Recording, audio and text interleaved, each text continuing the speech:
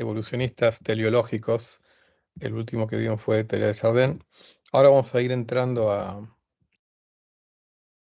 de lleno al siglo XX eh, y vamos a ponernos un poco más físicos y un poquitito matemáticos, un poquito, y menos filosóficos, al menos en las próximas diapositivas. Pero bueno, antes de entrar de lleno vamos a hacer un par de reflexiones sobre lo visto y sobre en dónde estamos parados en esta etapa de este miniciclo de clases. Digamos, como ahí escribí en la diapositiva, digamos, los argumentos teleológicos, o sea, que a veces uno tiene que aclarar las cosas, ¿no? Porque, bueno, teleología, uno piensa objetivos, em, propósitos, fines, pero si uno entra a hilar fino, propósito y tendencia no es lo mismo, o sea, al menos en el lenguaje cotidiano, español, el propósito sugiere la existencia de alguien que tiene un propósito, ya sea de un ser humano o, en el caso del universo, como una especie de ser universal detrás digamos, que está detrás del universo y su orden aparente y demás, ¿no? Y además, propósito tiene la connotación también de la existencia de una conciencia, ¿no? En cambio, tendencia, la palabra tendencia puede denotar un principio natural, una tendencia natural que tenga que ver con alguna ley natural, lo cual no tiene connotación ni de conciencia ni de persona detrás de esa tendencia, ¿no? Pero como nosotros somos seres que nos sabemos mortales, y en el mejor de los casos, a ciencia cierta, en el mejor de los casos, por decirlo de alguna manera, no sabemos eh, si hay algo después de la muerte o no. Eh, en el peor de los casos, también peor, entre comillas, están los que están convencidos de que no hay nada. Y en el mejor de los casos están los que creen que hay algo, pero no. Salvo por cuestiones emocionales y de fe, los que creen que hay algo no tienen la menor idea qué es lo que hay. Entonces, sin duda que la muerte es un umbral a la nada y o a lo desconocido. Digo io porque podemos incluir a la nada dentro del desconocido. Em, entonces, la teleología digamos, en su faceta de búsqueda de propósitos también muchas veces sirvió indirectamente de consuelo existencial, este, justamente por lo que decimos, ¿no? Por la certeza y la evidencia de la muerte, tanto propia como de seres queridos. Porque en ese estudio de propósitos, eh, indirectamente involucra también el problema de la vida, de la muerte y demás, ¿no? Eh, entonces, nosotros vimos hace algunas clases de esa diferenciación entre teleología y eutaxiología, donde la eutaxiología tiene que ver más con la búsqueda de la existencia de diseño en el universo, que está relacionado, aunque no es lo mismo que la teleología. Entonces, el ser humano, en su afán por encontrar armonías en el universo, y entenderlas, de entender el comportamiento de la naturaleza, tanto en general a nivel cosmológico como a nivel local, a través de sistemas físicos individualizables que, que desde el punto de vista físico tienen una acepción bastante precisa, que es la de sistemas físicos eh, sobre los cuales podamos en primera aproximación prescindir de sus este, interacciones con el entorno, o si no podemos prescindirlas, esas interacciones no nos imposibilita el definirlos como sistemas individuales. Em, entonces, algunos han hablado de esta búsqueda eh, de encontrar armonía como una especie de heroísmo, ya sea emocional o intelectual, o ambos, eh, que em, o bien que enfatice o bien que niegue lo aparentemente absurdo y a veces lo aparentemente injusto de la finitud humana, ¿no? Uno de los libros filosóficos por antonomasia al respecto es del sentimiento trágico de la vida de Unamuno, donde es casi como una, una protesta contra la finitud humana, ¿no? Entonces, a veces la búsqueda de por propósitos, fines en el universo, tienen esa segunda intención, velada o explícita. Y eso sigue estando hasta el día de hoy, ¿no? Entonces, bueno, vamos a ir entrando en el siglo XX y en los próximos minutos los principales protagonistas van a ser físicos, aunque no completamente, pero los principales van a ser físicos, porque entramos en el siglo XX, donde ante la revolución científica del siglo XX, que trascendió a la de Newton, pero en el fondo también es una heredera de Newton, está la teoría de la relatividad, tanto especial como general, como la mecánica cuántica, ¿no? Y nuestro conocimiento creciente de la estructura última del universo, o sea, de los misterios profundos, menos, menos conectados con el día a día, ¿no? Sin duda, el mundo subatómico de la mecánica cuántica, como el mundo superrápido de la relatividad, están claramente más desligados de nuestra vida cotidiana que el mundo de la física clásica, macroscópico y de velocidades pequeñas comparadas con la velocidad de la luz. Entonces acá les comparto un par de citas, una de Einstein, digamos, Einstein, bueno, si Einstein es porque, entre otras cosas, eh, lo podemos llamar el padre de la teoría de la relatividad, tanto especial como general, pero además también fue uno de los pioneros de la mecánica cuántica, ¿no? Entonces, hay en un artículo de una Einstein ya maduro, en 1936, publicado en el Journal of the Franklin Institute, llamado Física y Realidad, escribía Einstein: uno puede decir, el eterno misterio del mundo es su comprensibilidad. El hecho de que es comprensible es un milagro. Por supuesto que esto está en un contexto de un párrafo más amplio, pero no, el contexto no desnaturaliza el leer esta frase, digamos. Eh, uno podría cambiar eso y decir, uno podría decir, pero en el fondo el espíritu de Einstein es, eh, no podemos tratarlo como un loco a quien diga el externo misterio del mundo es su comprensibilidad. O sea, realmente cuando uno se detiene a ver cómo podía haber sido el mundo, en nuestra limitada imaginación, realmente eh, cuanto más profundizamos en las armonías y en las leyes fundamentales del universo, más milagroso nos parece que hayamos podido comprenderlo en tan gran medida, ¿no? Y por lo tanto, aunque la existencia de comprensibilidad no significa propósito o diseño, pero es tentador pasar de la comprensibilidad a eh, considerar que hubo un propósito, entre otros, detrás del universo, y es que aparecieran seres que pudieran comprenderlo, ¿no? Pero por supuesto eso es una segunda consecuencia discutible y que, bueno, tiene que ver con el debate incluso actual, ¿no? Filosófico detrás de esto. Bueno, otro personaje importante, en este caso más que nada de la mecánica cuántica, Eugene Paul Wigner, oriundo de Hungría, de Budapest, pero que luego emigró a Estados Unidos. em, y bueno, es uno de los, por ahí no podríamos llamarlo padres de la mecánica cuántica, pero sí uno de los grandes pioneros que ayudaron a entenderla, y en particular Wigner, eh, dentro del mundo de la física, pasó a la fama por sus contribuciones a aumentar nuestra comprensión de la relación entre, digamos, o del rol del mundo de las simetrías en mecánica cuántica, entre otras contribuciones.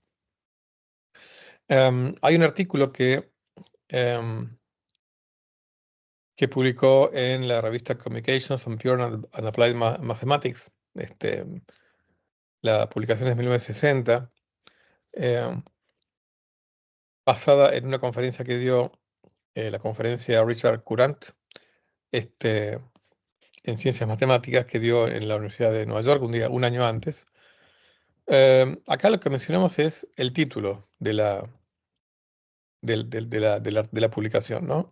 Es la irrazonable efectividad de las matemáticas en las ciencias naturales. Justamente lo mismo, ¿no? O sea, ¿cómo puede ser que eso que ya había vislumbrado Galileo, ¿no? Que el libro de la naturaleza estaba escrito no en cualquier idioma, sino en el idioma de las matemáticas? ¿Cómo puede ser que las matemáticas sean tan efectivas a la hora de comprender las ciencias naturales, ¿no? Eh, bueno, y desarrolló toda una discusión muy interesante en ese artículo. Pero es interesante que es el propio título del artículo ya nos está diciendo cuál es el espíritu del artículo, ¿no? Acá hagamos un rápido salto a este número extraño, que ahora lo vamos a desarrollar, que tiene que ver con alguna de los misterios, misterios hasta el día de hoy, de constantes fundamentales, hasta ahora para nosotros fundamentales, que tienen valores que no sabemos por qué son los que son y no otros. Pero que cuando uno los estudia parecería estar involucrados con la propia existencia de variedad en el universo. Cosa que también está un poco discutida, ahora lo vamos a ver, pero uno de los misterios actuales es cómo puede ser que haya ciertos números que son los que son y no otros. Acá es un número que lo que no es que lo bauticé, que es 2300 quintillones. ¿Por qué quintillones? Porque, bueno, en nuestro español matemático, 6 ceros denota un millón, 12 ceros denota un billón, 18 ceros un trillón, 24 ceros un cuatrillón. Este, millón, millón, billón, trillón, cuatrillón, quintillón, y acá eh, me confundí porque estos son 2300 sextillones, pues millón, billón, trillón, cuatrillón, quintillón, sextillón, con lo cual vamos a corregirlo en tiempo real. Sextillones. 2300 sextillones. ¿Qué es este número? Lo vamos a ver en breve. Pero tiene que ver con alguna de las constantes fundamentales de la física, que es bastante raro que tenga este valor. Sin embargo, lo tiene. Bueno, vamos a hacer porque ahora vamos a entrar, yo les dije en el siglo XX, donde las leyes que se iban descubriendo de la física permitieron hacer una numerología que antes no se podía hacer. Pero como vamos a entrar en la numerología fundamental, como otro camino de buscar, primero de descubrir misterios nuevos a partir del descubrimiento de nuevas leyes, y a partir de ahí, para algunos, encontrar motivos nuevos para pensar que hubo algún tipo de diseño en las leyes del universo. Entonces vamos a hacer una breve regresión temporal en esta mini historia de numerología, y vamos a hablar de Johann Daniel Tietz, o Titius, conocido más como Titius, astrónomo alemán muy importante del siglo XVIII. Em, Formuló una ley conocida como la ley de Titius-Bode, un poco para los que recuerdan cuando hemos hablado de Kepler, tratando de ajustar las órbitas de los planetas mediante una ley matemática, ¿no? Hoy en día sabemos que el tamaño de las órbitas de los planetas son algo completamente contingente, que hay tantas órbitas posibles como sistemas solares hay en nuestra galaxia y en otras galaxias, con lo cual no hay nada aquí de necesario, pero bueno, en esta época no había motivos para pensar que hubiera otros sistemas solares aparte del nuestro. Entonces, lo que notó Titius es que con esta fórmula, ¿no? Pongámosle radio del planeta enésimo igual a 0,4 más 0,3 por 2 a la n, este, en unidades astronómicas. Una unidad astronómica es la órbita, la distancia media de la Tierra al Sol. Entonces, en unidades de una unidad astronómica, notó Titius que esta fórmula aproximaba bastante bien a varios de los planetas del sistema solar, ¿no? Para n entero, ¿no? 0, 1, 2. Em, Fíjense que si yo pongo acá n igual a 0, acá me queda 0,4 más 0,3, o sea, 0,7. Y efectivamente el radio de la órbita de Venus es 0,72. O sea que bastante, digamos, bastante cercano al valor real. Si uno pone acá n igual a -1, tengo 0,3 dividido 2, es 0,15. Perdón, acá me estoy confundiendo. Sí, no, esto es el 0,4 lo tendríamos como algo, digamos, acá un poco abusando, digamos, de esta fórmula. En realidad sería para n tendiendo a menos infinito, como para que este término me dé 0 y entonces tenga acá, este, ¿cómo se llama? Un 0,4. Hacia acá, no lo voy a poner, pero ustedes me entienden, acá tendría que poner un menos infinito, para que esto me dé 0,4. O podríamos decir que para Mercurio no se aplica la fórmula. Pero en todo caso, lo que notó Titius es esta coincidencia bastante cercana, ¿no? Primero para Mercurio, por acá, digamos,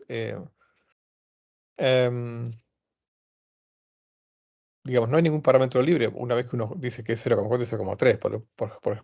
Obviamente uno podría ajustar estos números para que sean, para que esto dé más exacto, ¿no? Pero bueno, en esa época no estaba muy desarrollado lo que sería la, la regresión, y los ajustes por cuadrados mínimos y demás. Em, para Venus, si yo pongo n igual a 0, me da 0,7, 0,62, bastante bien, decíamos. Para la Tierra, claro, bueno, para la Tierra directamente, n igual a 1, 0,6 más 0,4, 1, obviamente, es lo que es la Tierra. La Tierra está a una unidad astronómica de distancia al Sol. Marte, n igual a 2, me da 4 por 0,3, 1,2 más 0,4, 1,6. El valor real es 1,52. Ahí ya discrepa un poco más que para Venus y la Tierra, pero bueno, es interesante. Ahora, interesante para Júpiter y para Saturno, porque para n igual a 4, no para n igual a 3, ahora vamos a ver por qué. Para n igual a 4, 2 a la cuarta es 16, ¿no? El valor que me da es por 0,3 es 4,8 más 0,4, 5,2, que es exactamente, digamos, a un decimal, es exactamente la distancia media de Júpiter al Sol, lo cual es muy llamativo. Y finalmente para Saturno, n igual a 5, bueno, ¿no? 2 a la quinta, 32 por 0,3 más 0,4 me da 9,55, perdón, me da 10, que se aproxima bastante al 9,55 real, ¿no? Em, es una fórmula interesante porque em, tuvo dos predicciones exitosas. Una es que para n igual a 2 acá no hay ningún planeta, pero para n igual a 3 no hay ningún planeta, pero esta distancia que me da para n igual a 3 de 2,8 unidades astronómicas es más o menos la distancia media del cinturón de asteroides al Sol. O sea que es interesante porque, bueno, en esa época todavía no se conocía en detalle eh, el cinturón de asteroides, eh, pero como cinturón me refiero. Entonces, es interesante esto. Como predicción, no hay un planeta, pero sí podríamos pensar quizá en restos de un planeta que por algún motivo o no se formó o fue destruido, ¿no? Eh, y otro éxito es que para n igual a 6 me da que habría un planeta a 19,2 unidades astronómicas y realmente Urano está a una distancia bastante cercana a ese valor. Entonces esta fórmula predijo un planeta. Eh, Ahora, lamentablemente la fórmula falla. Ya para n igual a 7 uno debería encontrar a Neptuno. Para n igual a 8, aunque ahora lo consideramos enano, uno podría buscar a Plutón, pero bueno, encontrar a Plutón, pero no es el caso. El error es muy grande, con lo cual, bueno, aquí muestra la limitación de esta fórmula, pero por otro lado interesante, porque bueno, esta fórmula, casualidad o no, que predijo el planeta Urano, ¿no? El planeta Urano que, que fue descubierto con telescopio por Herschel, em, más o menos por esa época. O sea que bueno, en este caso una fórmula a partir de juegos con números que tenía algún tipo de valor predictivo limitado, pero lo tenía. Bueno, ahora sí ya nos adentramos em, en el siglo XX, pero todavía con una patita en el siglo XIX, porque acá vamos a hablar de el matemático Johann Jacob Balmer, que también hizo contribuciones este, que fue lo que lo hicieron famoso en el mundo de la física y química, que es la serie de Balmer. Bueno, lo que hizo Balmer en 1885, había una serie de líneas de absorción y emisión del hidrógeno, que son estas que están acá, la H alfa, H beta, H gamma y H delta, Estas son las longitudes de onda de las líneas. Eh, Sugirió que estas líneas eran bien descritas por esta fórmula matemática, ¿no? Esta es la longitud de onda, lo que aparece acá. M es un número entero que toma valores 3, 4, 5, etcétera, ¿no? Entonces, bueno, lambda 0 es una longitud de onda fundamental, digamos, o por lo menos que ajusta esta serie. Fíjense que si uno reemplaza estos valores acá, ¿no? 9 por lambda 0 sobre 9 menos 4, que es 5, bueno, luego 16 sobre 5, 25 sobre 5, uno va obteniendo estos valores. Em, y luego, bueno, les comento esto, digamos, no vamos a profundizar en esto, que Rydberg, que es bueno, pasó a la fama, entre otras cosas, por su constante, la constante de Rydberg, generalizó esta fórmula para todos los espectros alcalinos. Los espectros alcalinos tienen que ver con los elementos del grupo 1 de la tabla periódica.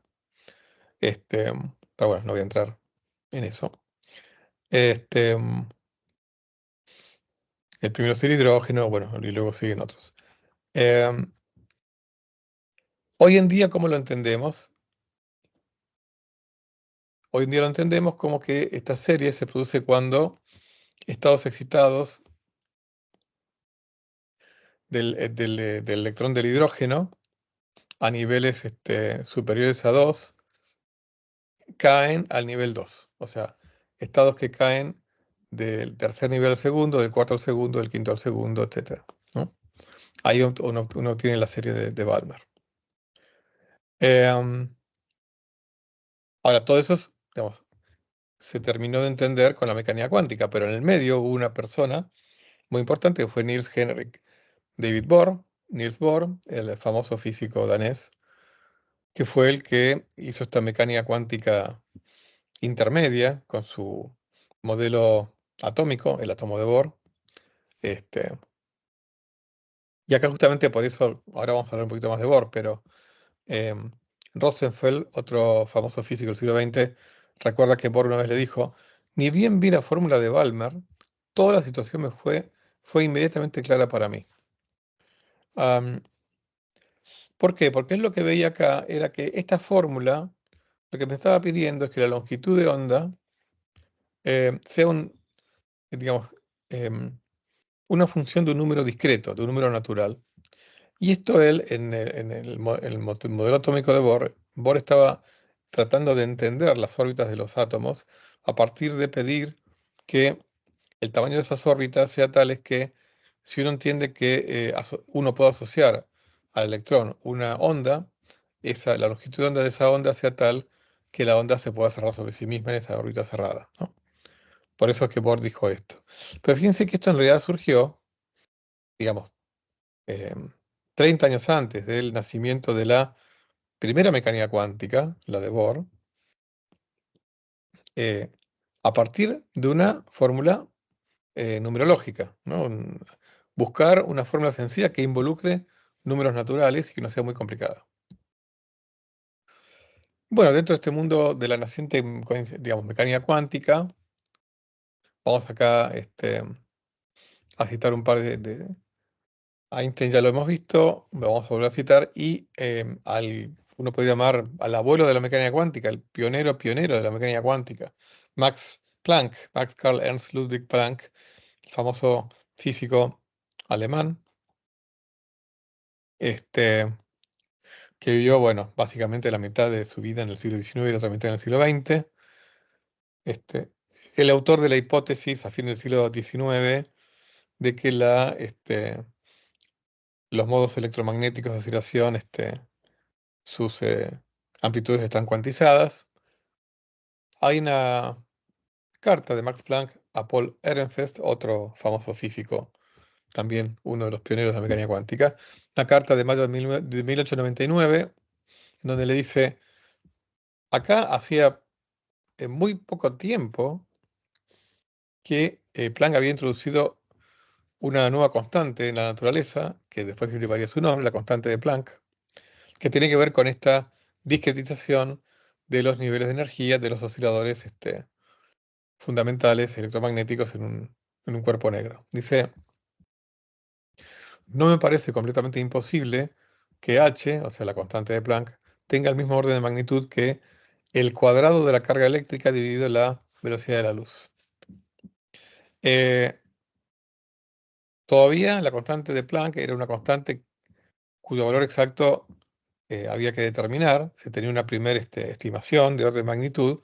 Todavía faltaba, digamos, para poder medirla con más exactitud. Aparte había que desarrollar aún más la teoría. Pero para que tengan una idea, digamos, hoy en día hay una cantidad o una constante fundamental que la obtenemos adimensional, que la obtenemos de estas tres constantes fundamentales, que es el cuadrado de la carga eléctrica dividido la velocidad de la luz, dividido la constante de Planck, y todo eso multiplicado por 2pi, ¿no? Todo eso se llama constante de estructura fina, y hoy en día sabemos que vale aproximadamente, no exacto, pero aproximadamente 1 dividido 137. Entonces, 1 dividido 137, bueno, si eso acá ha hablado de la constante de Planck, entonces multipliquemos a 1 sobre 137 por 2pi, me da un número del orden de 20 y pico. Lo que está diciendo Planck a fines del siglo XIX es, eh, está notando que esa nueva constante que él mismo introdujo tiene un valor que en realidad tiene unidades de energía por tiempo, lo mismo que esta cantidad que está acá. La carga eléctrica al cuadrado de la velocidad de la luz, también una cantidad que tiene unidades de energía por tiempo. Que tenga notó, digamos, la curiosa coincidencia de que tenga un orden de magnitud similar, ¿no? A veces, y esto lo saben los alumnos de física, cuando a veces los profesores dicen que para chequear si un resultado de un problema está bien, una de las primeras cosas que uno tiene que chequear es si las dimensiones de ambos miembros de una igualdad son las mismas, ¿no? Muchas veces uno haciendo análisis dimensional y pidiendo digamos, adhiriéndose a un principio, si quieren, estético matemático, y es que en el mundo de la física no deberían aparecer números puros, o sea, sin dimensiones, que sean de la forma 3.800.000 o lo que sea, sino números más bien pequeños. Entonces, Planck notó que esta nueva constante fundamental y esta tenían un orden de magnitud similar. El código similar en este caso, bueno, a menos de 10, 20, 30, pero entonces, bueno, señalaba eso, ¿no? Por supuesto que no había ningún motivo para pensar por qué esto tenía que tener el mismo orden de magnitud que esto. Y en la misma tónica, el mismo tema, Einstein en 1909 este, em, escribía en un artículo que publicó en el Zeitschrift, una publicación alemana. Dice, me parece que podemos concluir que h igual a i cuadrado sobre c, perdón, h igual a i cuadrado sobre c, que la misma modificación de la teoría que contiene el cuanto elemental E, o sea, el cuanto de carga E, como consecuencia, también tendrá como consecuencia de la estructura cuántica de la radiación. O sea,